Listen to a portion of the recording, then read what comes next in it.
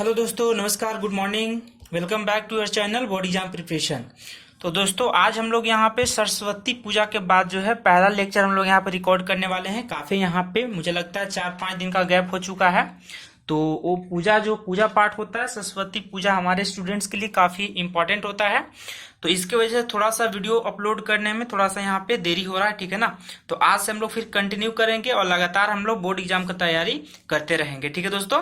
तो आज से हम लोग यहाँ पे शुरू करने वाले हम लोग यहाँ पे बोर्ड एग्जाम का प्रिपरेशन। और आज मैं जो यहाँ पे डिस्कस कर रहा हूँ वो आपका मैथमेटिक्स का पेपर है, जो कि आपका यहाँ पे 5 नंबर वाला क्वेश्चन है, ठीक है ना। आपको यहाँ पे 5 सवाल होते हैं, यहाँ पे 15 से लेकर 19 तक आपका मॉडल सेट 1 है, ठीक है ना।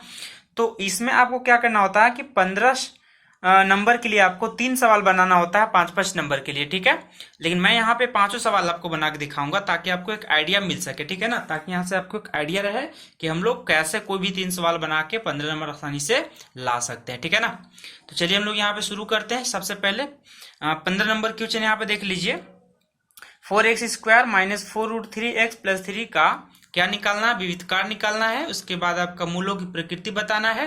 फिर यदि मूल अस्तित्व में होगा तो उसको ज्ञात भी करना है। तीनों पार्ट अगर कंप्लीट करेंगे तो आपको यहाँ से 5 नंबर मिलने वाले, ठीक है ना। विविधकार का मतलब होता है डिस्क्रिमिनेंट, मतलब आपको डी यहाँ से निकाल लेना, ठीक है ना। ये आपका द्विघात समीकरण का क्वेश्चन हो गया, ठीक है। एनसीईआरटी किताब में देखेंगे तो चैप्टर 4 में है, ठीक है ना। द्विघात समीकरण यानी कि क्वाड्रेटिक इक्वेशन, ठीक है। तो ये सारे बोर्ड के लिए इंपॉर्टेंट है। लेकिन फिलहाल जो मैं पेपर आपके सामने जो दिख रहा होगा मोबाइल स्क्रीन में, वो झारखंड बोर्ड का ऑफिशियल मॉडल पेपर है, ठीक है दोस्तों। तो चलिए हम लोग आप देखते हैं यहाँ पे 15 नंबर क्वेश्चन का यहाँ पे आप सॉल्यूशन यहाँ पे देखना स्टार्ट करेंगे यहाँ पे, ठीक है ना। और एक एक करके मैं उसको यहाँ पे डिस्कस कर देता हूँ, ठीक है। चलिए तो देख लीजिए, आपके पास ये सेट 1 का ही है सेक्शन, लास्ट वाला सेक्शन हमारे पास है, ठीक है। तो देख लीजिए हमारे 15 नंबर जो सवाल है उसका हम लोग यहाँ पे सॉल्यूशन है आप लोग देखने वाले, ठीक है।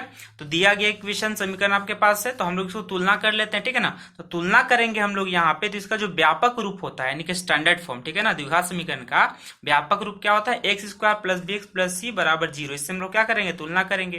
तो a का मान क्या दिखेगा? 4, b का मान -4√3 है ना, और c का मान क्या हमारे पास 3 है, ठीक है। और हम लोग जानते हैं यहाँ पे कि जो विविधकार होता है यानी कि d, विविधकार का मतलब क्या होता है? d। तो d बराबर हम लोग यहाँ पे क्या जानते हैं? b² - 4ac, ठीक है ना। क्या जानते हैं? b² - 4ac। तो सारे मान को हम लोग यहाँ पे रख देना है, ठीक है। तो सब मान यहाँ पे रख दीजिए। b का मान रख दीजिए 4, तो 4 रह जाएगा। a का मान 4, c का मान 3। हम लोग गुना कर देंगे तो 4 × 4 16, और √3 × √3 3 हो गया, ठीक है ना। माइनस है तो माइनस 4 × 4 16, 16 × 48, मैंने प्लस में भी 48 और माइनस में भी 48। तो 48 में से 48 घटाएंगे ना तो 0 आ जाएगा, ठीक है। तो हमें यहाँ पे क्या दिखा कि हमारे पास ना d बराबर कितना है? 0 है, ठीक है। d बराबर हमारे पास कितना है? 0। तो d बराबर जब 0 होता है तो मूलों का अस्तित्व तो होगा ही, और कैसा मूल होगा? समान मूल होगा और वास्तविक मूल होगा।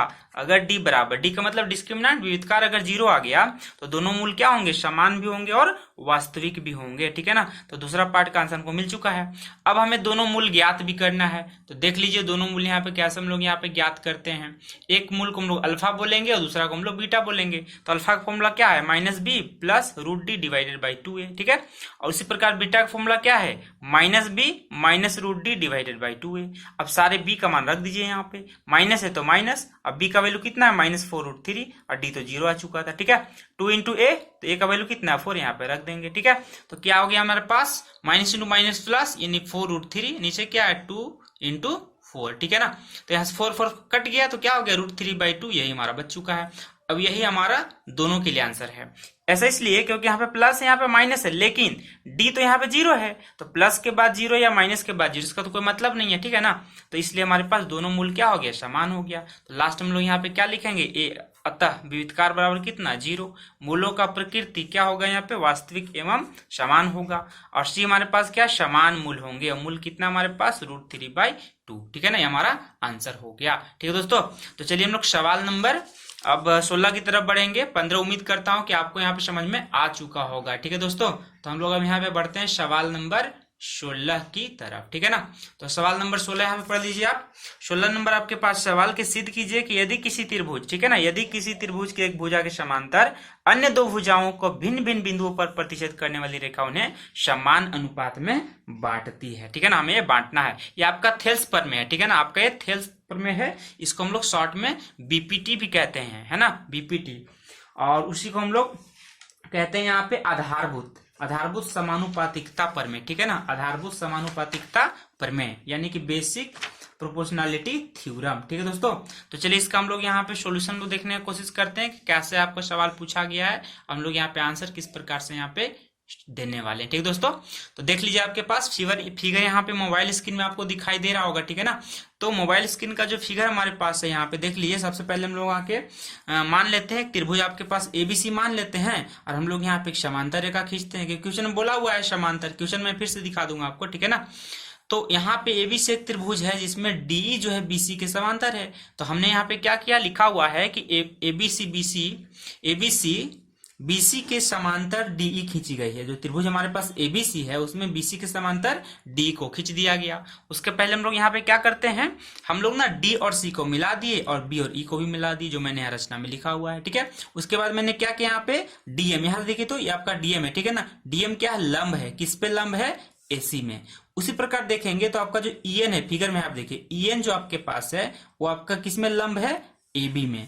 पूरे एबी में क्या है, ईएन लंब हो गया, मतलब 90 डिग्री। उसी प्रकार जो डीएम ये वाला देखिए डीएम, ठीक है ना, वो क्या है, एसी में आपका लंब है। तो जो फिगर में मैंने लिखा हुआ है उसी को मैंने यहाँ पे लिख के दिखा दिया, ठीक है।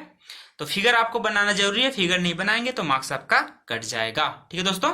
चलिए आगे बढ़िए। यहाँ पे हम लोग को सिद्ध क्या करना है, यहाँ पे सिद्ध करना है ना कि अनुपात बराबर होगा। तो अनुपात बराबर मतलब क्या है, फिगर के हिसाब से अगर बात किया जाए तो एडी बाई डीबी, मतलब एडी बाई डीबी किसके बराबर होना चाहिए, एई बाई ईसी के बराबर होना चाहिए, हमें सिद्ध करना है, ठीक है दोस्तों। तो चलिए हम लोग कैसे सिद्ध करेंगे, यहाँ पे देखिए। सबसे पहले एक एक स्टेप देखिएगा, क्योंकि सवाल 5 नंबर का है तो यहाँ पे लापरवाही नहीं चलेगी, ठीक है ना।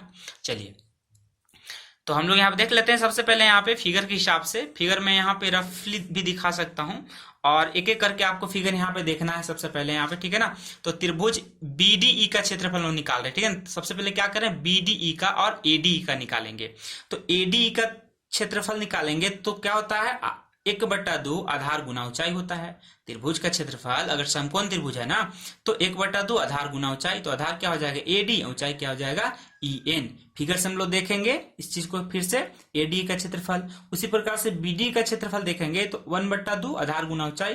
तो इसके लिए यहाँ पे जो बीडी होगा आधार हो जाएगा, ईएन क्या हो जाएगा, ऊंचाई हो जाएगा। आप यहाँ पे फिगर में देख सकते हैं ध्यान से यहाँ पे, ठीक है ना। हम लोगों ने यहाँ पे क्या बोला हुआ है कि पहला त्रिभुज आपके पास क्या एडी लिया हुआ है, ठीक है। तो ढूंढिए जरा एडी कहाँ पे है, यहाँ पे देख लीजिए आप, एडी, देखिए यहाँ पे एडीई ये वाला त्रिभुज है, ठीक है ना। तो एडी में देखेंगे तो आपके पास जो एडी यहाँ पे है ना, ये वाला एडी, ये वाला आपके पास जो एडी है वो क्या आपका हो गया, यहाँ पे एडी क्या हो गया, आपका आधार हो गया, ठीक है ना। आईएन क्या हो गया, ऊंचाई।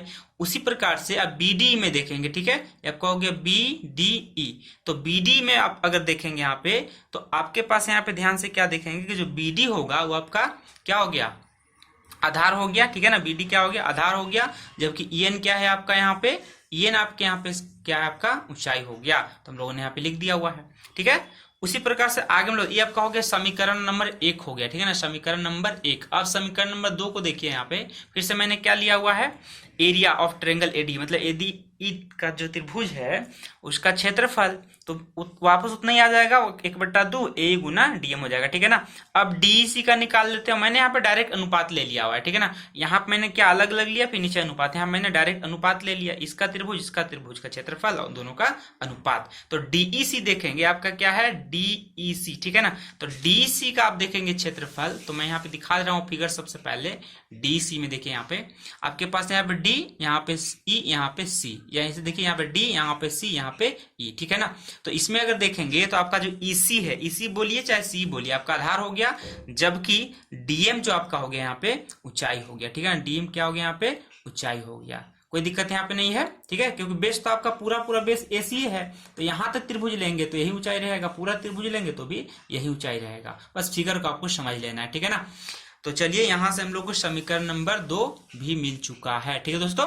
चलिए हम लोग आगे बढ़ते हैं। इस पे हम लोग एक थ्योरम जो है क्लास 9 में पढ़े हुए हैं, उसका हम लोग यहाँ पे इस्तेमाल करने वाले हैं, ठीक है ना।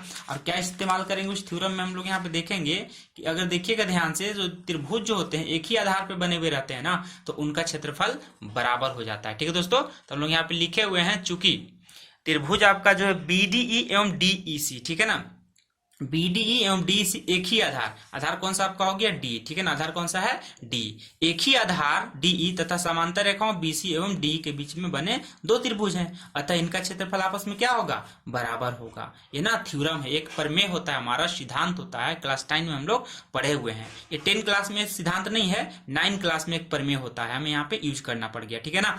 तो ये दोनों त्रिभुज का क्षेत्रफल क्या हो गया, आपस में बराबर हो गया।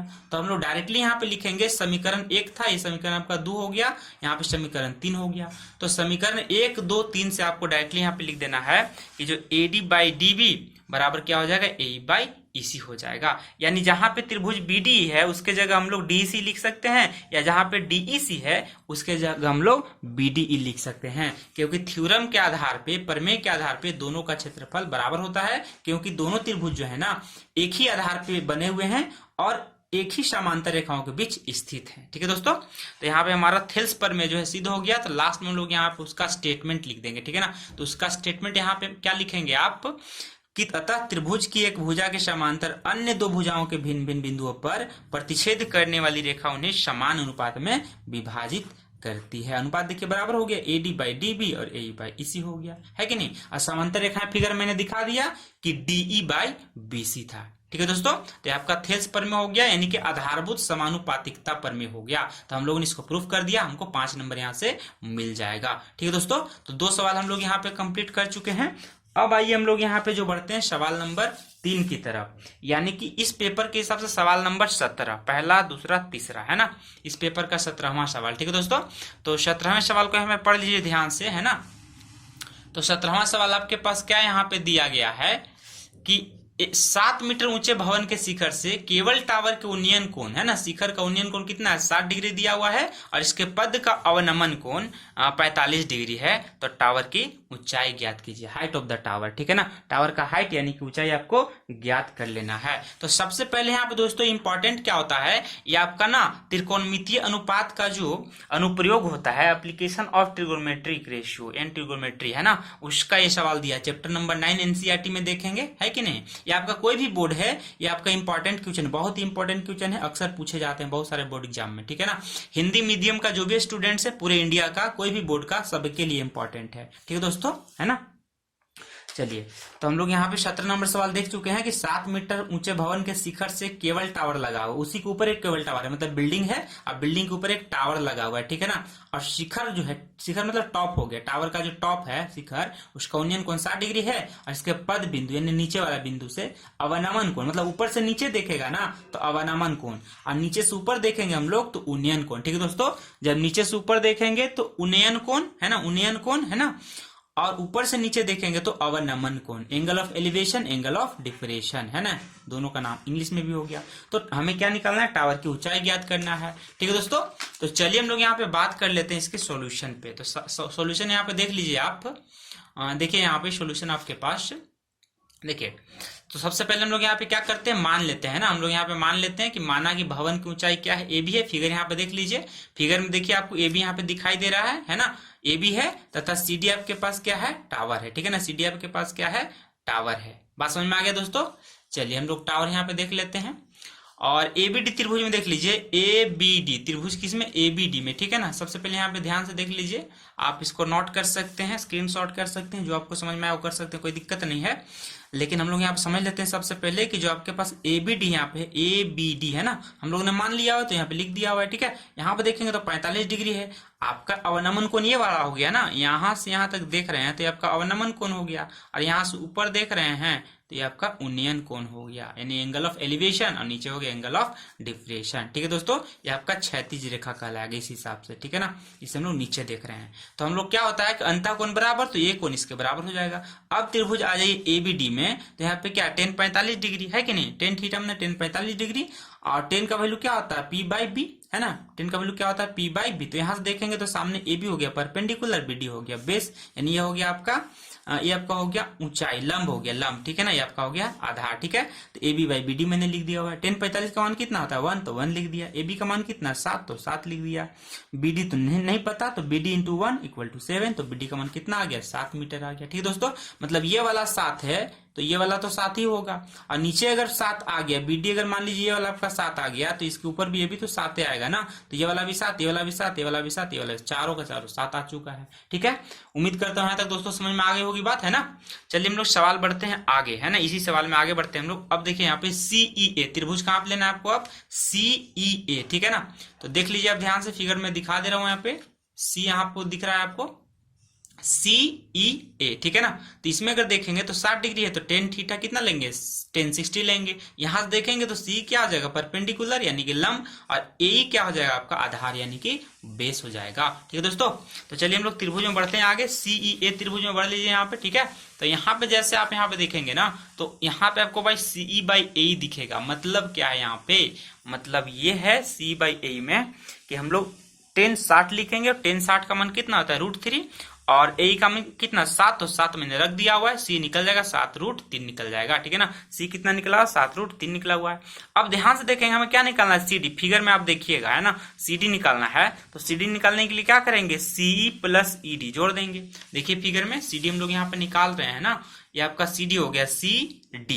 तो पूरा अगर यहां से यहां तक लेना है तो C से E तक और E से D तक जोड़ना पड़ेगा, मतलब इतना वाले पार्ट और इतना पार्ट दोनों को आपस में जोड़ना पड़ेगा, तो पूरा CD आपका निकल जाएगा। ठीक है दोस्तों, तो देख लीजिए मैंने यहाँ पे क्या किया, जोड़ दिया हुआ है।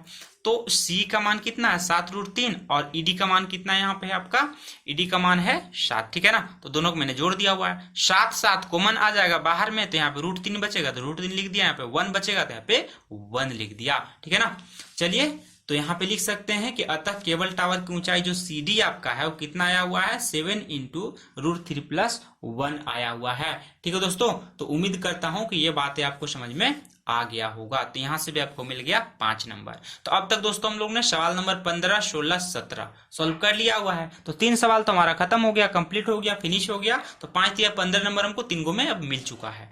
अब देखिए अगर मान लीजिए उन तीनों में से कोई एक सवाल आपको दिक्कत लगे, कभी कभी किसी किसी का हो सकता है ऐसा, तो आपके पास विकल्प है, ऑप्शन है कि 5 का 5 आपको नहीं बनाना है एग्जाम में, 5 में से कोई आपको 3 बना देना है ना। 5 दिए 15 नंबर मिल जाएगा। लेकिन मेरा तो काम ही है बताना, तो मैं आपको सारे सवाल बताऊंगा। ठीक है दोस्तों, तो अब हम लोग सवाल नंबर 18 की तरफ यहाँ पे बढ़ेंगे। सबसे पहले आप यहाँ पे क्वेश्चन पढ़ लीजिए। ठीक है, तो 18 नंबर सवाल यहाँ पे देख लीजिए दोस्तों, कि पानी पीने वाला एक गिलास है जिसका ऊंचाई कितना दिया हुआ है, 14 सेंटीमीटर। ठीक है ना, और शंकु के छिन्नक के आकार का है। छिल्लक यहाँ पे लिख दिया है, बुक में प्रिंट हो गया है यहाँ पेपर में, लेकिन छिन्नक ऐसे एनसीईआरटी में रहता है। ठीक है ना, तो शंकु का जो छिन्नक है वो उसके आकार का गिलास होता है। सही बात है। अब बोला है दोनों वृत्ताकार सिरों का जो व्यास दिया, व्यास मतलब डी, डायमीटर दिया हुआ है। ठीक है ना, हमें त्रिज्या आधा आधा करके निकालना पड़ेगा। तो इस गिलास की धारिता निकालिए, मतलब कैपेसिटी निकालना है, वॉल्यूम निकालना है ना, वॉल्यूम ऑफ द गिलास। ठीक है कि नहीं, ठीक है, ये हो गया।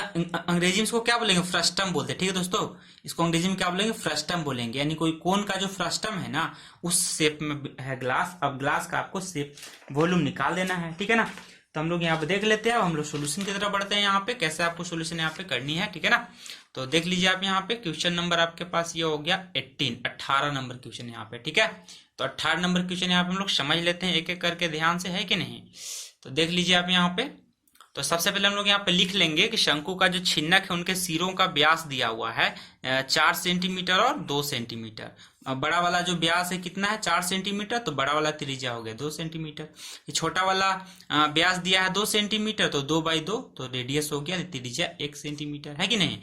अब देखिए जो ऊंचाई आपका यहाँ पे दिया हुआ है h, ये वाला ऊंचाई यहाँ से ऊपर से नीचे तक जो ग्लास का हाइट है वो कितना दिया हुआ है, 14 सेंटीमीटर, तो मैंने लिख दिया। ठीक है, अब देखिए गिलास का जो धारिता है यानी कि कैपेसिटी ऑफ ग्लास है ना, वॉल्यूम, वो छिन्नक के आयतन के बराबर होगा। अगर ये ध्यान से आप देखेंगे दोस्तों, तो इसको अगर आप यहाँ पे बढ़ाएंगे ना ऐसे ऐसे जाके, तो आपका कोन बन जाएगा। ठीक है, जो ग्लास होता है वो पूरा का पूरा पैरेलल में नहीं रहता है उसका, ये वाला जो होगा वो स्लैंट हाइट रहता है उसमें। ठीक है ना, परपेंडिकुलर नहीं रहता है, पूरा पूरा 90 डिग्री नहीं रहता है। ठीक है, ग्लास आप देखेंगे ध्यान से तो इस बात को आप समझ जाइएगा। ठीक है, और जैसे इस छोर को बढ़ाएंगे ना, तो यहाँ तक कोन क्या हो जाएगा, पूरा आपका छिन्नक नहीं रह जाएगा बढ़ाने के बाद, बल्कि आपका वो शंकु हो जाएगा। अब इतना भाग ऊपर से काट के हटा दिया गया है ना, तो आपका ये छिन्नक बन गया। जैसे मान लीजिए टोपी टाइप का शेप हो गया, है कि नहीं। अब देखिए तो हम लोग यहाँ पे छिन्नक का जो आयतन होता है उसका फॉर्मूला क्या होता है, 1/3 × πh, है कि नहीं। 1/3 × क्या होता है, πh। ठीक है, और उसके बाद यहाँ पे क्या होता है, अब ध्यान से देखिएगा, ब्रैकेट में होता है R square plus R square, यानी नीचे वाला जो आपका है बड़ा वाला सिरा उसका त्रिज्या और ऊपर यानी कि छोटा वाला है कि नहीं, तो दोनों का त्रिज्या यहाँ पे बड़ा वाला और छोटा वाला का स्क्वायर, प्लस में क्या करेंगे दोनों का प्रोडक्ट, दोनों को गुना करेंगे, आर इंटू आर, बड़ा वाला आर इंटू छोटा वाला R, capital R small R, है ना। तो यहां से आपको जो मिल गया फॉर्मूला, अब हम लोग सारा मान रखेंगे, है कि नहीं, 22/7, एच का मान 14, आर का मान 2, 2 का स्क्वायर, एक तो एक का स्क्वायर, है कि नहीं, आर इंटू आर तो 2 इंटू 1। अब अगला स्टेप में देखिएगा, तो हम लोगों ने क्या किया, 7 से 2 बार में काट दिया, यहाँ पे 7 दूना 14, अब देखिए 22 दूना कितना हो गया 44, नीचे में 3 है तो 44/3 लिख देंगे, है कि नहीं। अब 2 का स्क्वायर कितना हो गया 4, 1 का स्क्वायर कितना हो गया 1, और 2 गुना 1 तो 2 हो गया। ठीक है, यहां तक स्टेप है ना। अब देखिए 44/3 है, अब 4 और 1 5 और 2 7, तो 7 हम लोगों ने लिख दिया हुआ है। अब 7 चौके 28 का 8, 7 चौके 28 और हाथ में 2 रह गया, तो 28 और 2 कितना हो गया 30 हो गया, है कि नहीं। तो 308 डिवाइडेड बाई 3। अब इसको हम लोग भिन्न में भी लिख सकते हैं, इसको हम लोग ऐसा लिख सकते हैं, 3 से डिवाइड करेंगे ना तो 102 आ जाएगा, अब बचेगा कितना 2, तो बचा हुआ को हम लोग कहाँ लिखते हैं, शेषफल को, रिमाइंडर को ऊपर लिखते हैं। तो इस तरीका से लिख सकते हैं, चाहे इस तरीका से, दोनों में से कोई लिखेगा नंबर नहीं कटेगा, दोनों सेम ही बात है। ठीक है दोस्तों, बस प्रस्तुत करने का तरीका हल्का सा ये है इस रूप में, ये परिमेय संख्या ग्रुप हो गया आपका भिन्न के रूप में हो गया, और कैसा वाला भिन्न हो गया, मिश्रित भिन्न हो गया। ठीक है दोस्तों, तो चलिए हम लोग देख लेते हैं, यहाँ पे आंसर हम लोग को आ चुका है, सवाल नंबर 18, काफी आसान सवाल है लेकिन 5 नंबर में दिया गया है। ठीक है दोस्तों, तो मैंने क्या किया, यहाँ पे एक ही बार में निकाल दिया। आपको अगर एक ही बार में नहीं निकालना है, इसको थोड़ा सा और बड़ा बनाना है, तो आप यहाँ पे क्या करेंगे ना, आप यहाँ पे बस हल्का सा काम आपको करना है कि आप अलग अलग निकालिएगा, पहले इसका वाला भाग का निकालिएगा ऊपर वाले का, फिर नीचे वाले भाग के हिसाब से निकालिएगा, सारा का निकालिएगा, अलग अलग करके निकाल सकते हैं, लेकिन उसमें ज्यादा दिक्कत हो थोड़ा टाइम ज्यादा लग जाएगा। लेकिन आपके पास जो फॉर्मूला दिया गया है यहाँ पे, है ना, जो आपके पास फॉर्मूला यहाँ पे दिया गया है, ठीक है, उस फॉर्मूला के आधार पर हम लोग यहाँ पे डायरेक्टली हल कर सकते हैं। ठीक है दोस्तों, तो उम्मीद करता हूं कि आपको जो सवाल नंबर 18 है समझ में आ चुका होगा। ठीक है दोस्तों, चलिए हम लोग लास्ट सवाल यहाँ पढ़ते हैं इस क्वेश्चन पेपर का, सवाल नंबर 19।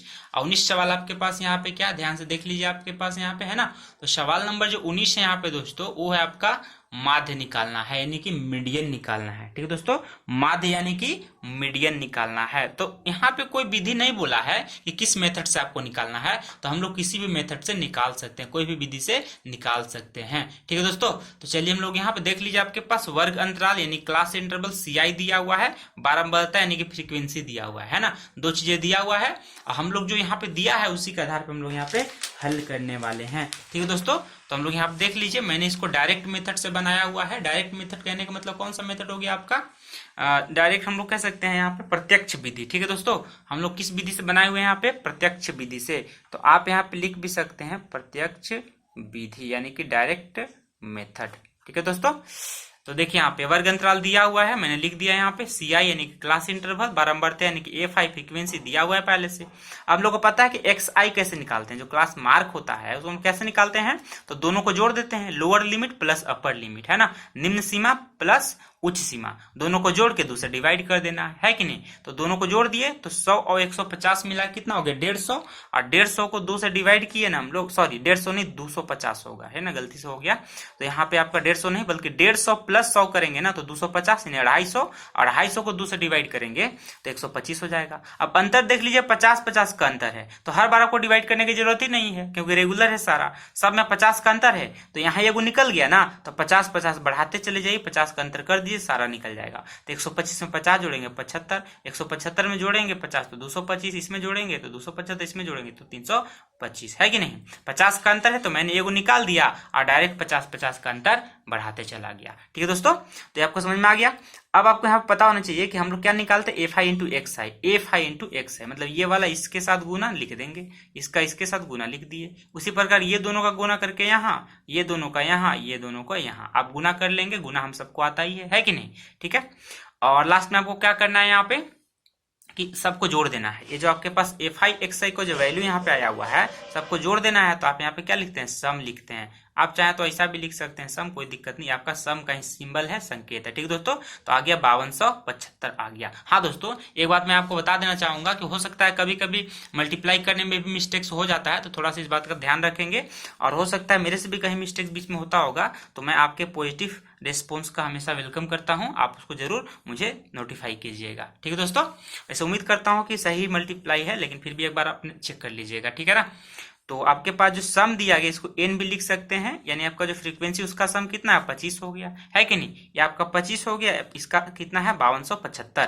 तो माध्य जो निकालते हैं दोस्तों हम लोग यहाँ पे, तो माध्य निकालने का फॉर्मूला यहाँ पे देख लीजिए। माध्य निकालने का फॉर्मूला क्या है यहाँ पे, माध्य यानी कि मीन बराबर क्या हो गया, समेशन सम किसका एफ आई एक्स आई का जोड़ेंगे और फिर एफ आई का जोड़ देंगे और डिवाइड कर देंगे। तो आपका 5275 यहाँ पे आया हुआ था, लिख दिए, यहाँ पे 25 है यहाँ पे लिख दिए। अब 25 से डिवाइड करेंगे तो कितना आ गया 211 आ गया। ठीक है दोस्तों, तो आपका फाइनल आंसर हो गया। ठीक है दोस्तों, तो उम्मीद करता हूं दोस्तों यहाँ पे हमारा जो मैथमेटिक्स का जो सैंपल पेपर 1 है उसका तीसरा पार्ट यानी सेक्शन सी भी कंप्लीट होता है। और उम्मीद करता हूं कि आपको यहाँ पे मैंने 5 सवाल जो बताया हुआ है, ऐसे तो 5 5 25 का हो गया है कि नहीं, लेकिन आपको कोई 3 ही बनाना है। ठीक है दोस्तों, तो उम्मीद करता हूं कि यहाँ पे आपको सवाल समझ में आ चुका होगा, है ना। तो अब हम लोग इसी सवाल के साथ हम लोग इस वीडियो को फिनिश करेंगे और इसी प्रकार के वीडियो को देखने के लिए आप मेरे चैनल से जुड़े रहिए। अगर मेरे चैनल में है तो चैनल को सब्सक्राइब कर लीजिए, है ना। पहली बार अगर चैनल में आए हैं तो चैनल को सब्सक्राइब कर लीजिएगा। ठीक है दोस्तों, अगर वीडियो पसंद आता है तो लाइक कर दीजिएगा। देखते रहिए मेरे चैनल को, जुड़े रहिए मुझसे, और इसी प्रकार से वीडियो देखने के लिए मेरे चैनल का जो बेल बटन इसको दबा सकते हैं। ठीक है दोस्तों, तो चलिए आज के लिए इतना ही, तब तक के लिए जय हिंद, वंदे मातरम।